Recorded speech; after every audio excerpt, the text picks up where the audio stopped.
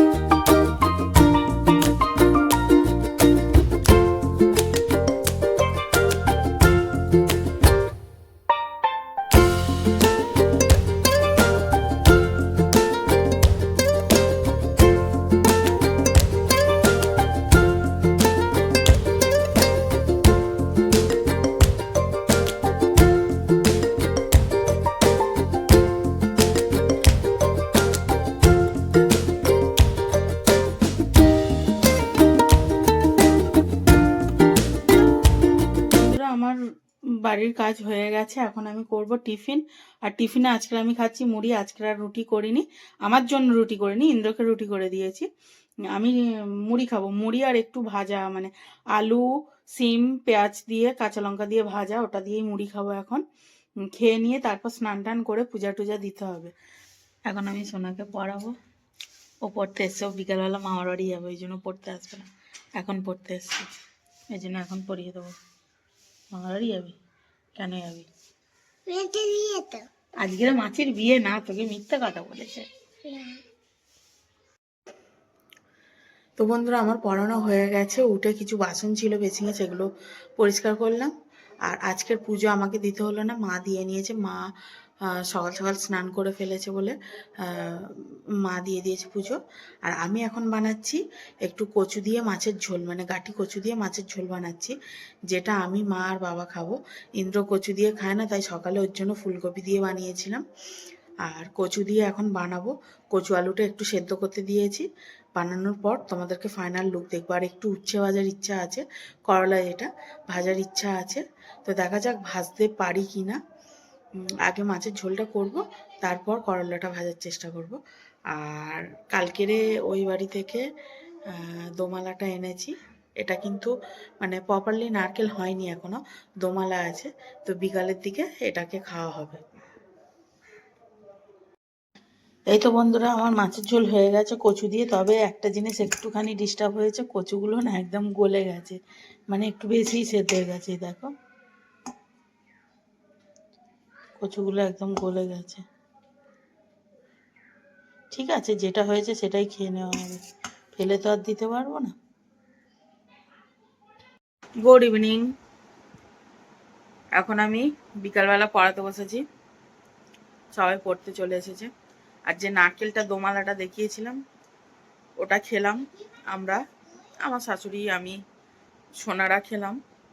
কিন্তু আমার ভয় পাচ্ছে, খেয়েছি তো ঠিক আছে, কিন্তু হজমটা ঠিকঠাক হবে তো? দোমালার জলটা এত মিষ্টি কি বলবো, তাই তো আমি পুরোটা ভাঙতে গিয়ে তো হাফের বেশি জলটা চলে গেছে, এইটুকু জল খেতে পেরেছি। খুব মিষ্টি জলটা। এই বই খাতা বের কর তাড়াতাড়ি। তো ঠিক আছে, চলো সন্ধ্যাবেলা তোমাদের সাথে দেখা হচ্ছে। পড়িয়ে নি, এদের সামনে বেশিক্ষণ ভিডিও করা যাবে না, তাহলে আর কেউ পড়বে না, হা হা করে থাকবে। তো বন্ধুরা, আমি পড়ানোর ছুটি দিয়ে দিয়েছি, এখন আমি কাজ করছি, জামা কাপড় গোছাচ্ছি। কিছু জামা কাপড় আজকের কেচেছিলাম, সেগুলোই একটু গুছিয়ে রাখছি। এই যে জামা কাপড়গুলো দেখছো, এই জামা কাপড়গুলো কেচেছিলাম, এগুলো গোছাবো।